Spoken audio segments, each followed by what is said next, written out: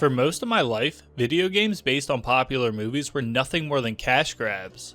These low-effort products took advantage of consumers' excitement for beloved IPs, aiming to make a quick buck with little care for quality. And while that's still prevalent today, we've come a long way and now see games that genuinely stand out as worthwhile experiences. But nothing I've experienced has done a better job than Indiana Jones and the Great Circle. From the stellar voice acting and meticulously crafted environments, to the engaging gameplay and immersive story, Indy's newest escapade feels like a natural extension of Disney's universe.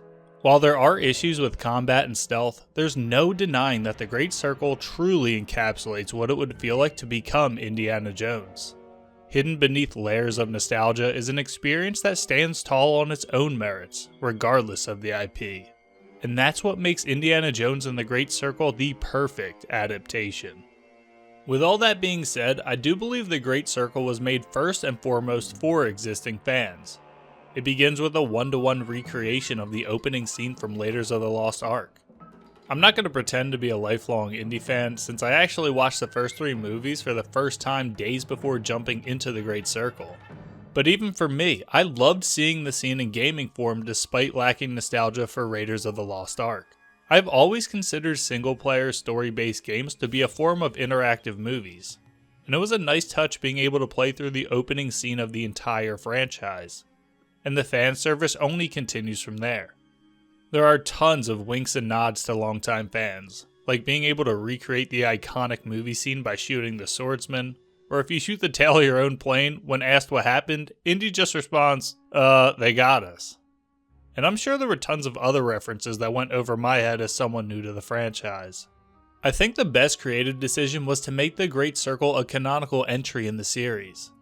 It's set between the Raiders of the Lost Ark and The Last Crusade, the first and third films respectively, since the Temple of Doom was a prequel, and follows Indy as a strange giant with a medallion around his neck breaks into his college and steals a mysterious cat mummy. From here, Indy heads to the Vatican to figure out why this artifact was stolen, and leads you around the world as the mystery unfolds.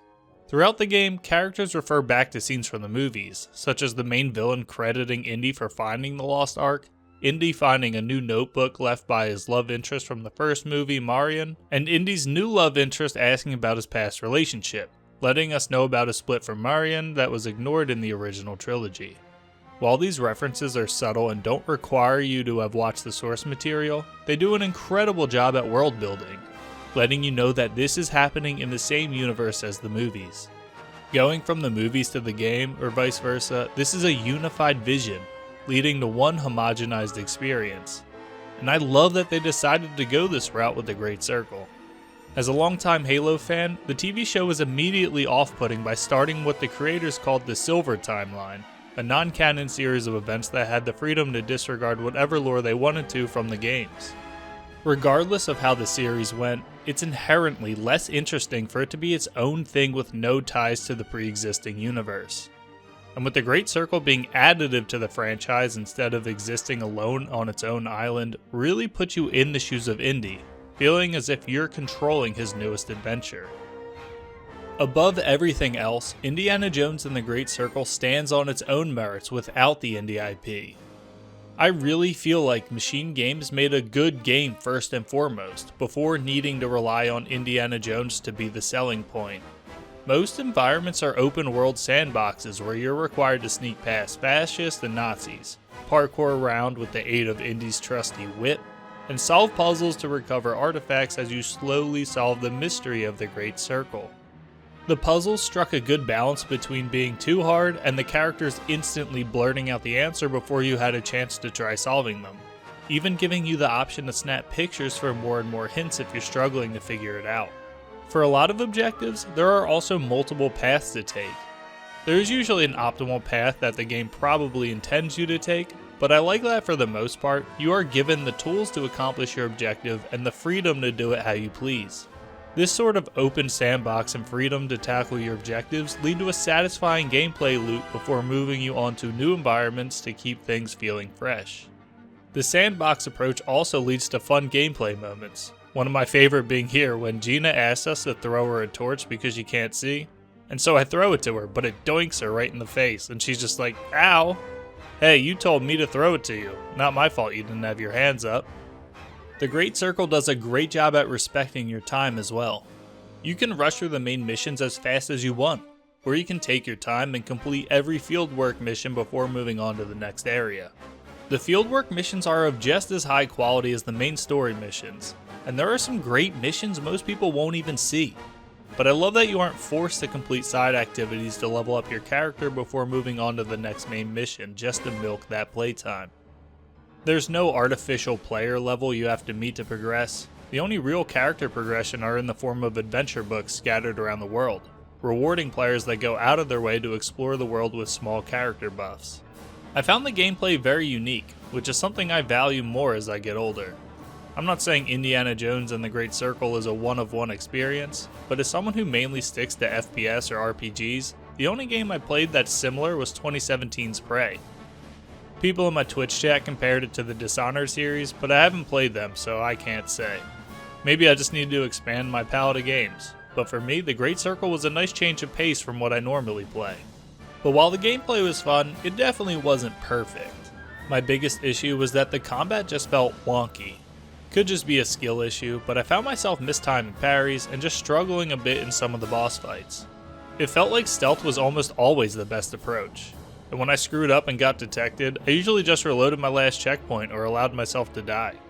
Obviously this wasn't an option in boss fights, so I was forced to power through the combat in those instances. But I didn't tend to enjoy sequences where I was forced to fight. There are guns in the game, but for whatever reason it seems to be more deadly to beat an enemy with a shovel than to shoot them with bullets. And shooting isn't very stealthy, so I didn't use guns very often. It was nice that you have the option to turn guns around and use them as melee weapons, always giving you the option to remain stealthy. But stealth also wasn't the most realistic. Sometimes you just need to suspend your disbelief and accept that this is just a video game. There are so many instances where you take out an enemy with someone within arm's reach and they are completely oblivious, or you're sneaking around in direct line of sight of an enemy and they don't see you. I guess Indy's got that sneak on 100, but overall this didn't take away from my experience. If anything, it helped me out a ton. My chat loves to tell me I'm terrible at stealth, although I'd argue I'm much worse at puzzles, and I figured all them out, so who can say. The last thing I want to touch on is the game performance and environments. Throughout your journey, you are taken to deserts and jungles, frozen mountain peaks, and Vatican City. This is the most excited I've been at the Vatican since Assassin's Creed 2. The artists absolutely killed it, with things like the subtle sun shining through the trees in the jungles, or the ice-cold wind blowing in the Himalayas. The graphics are just beautiful.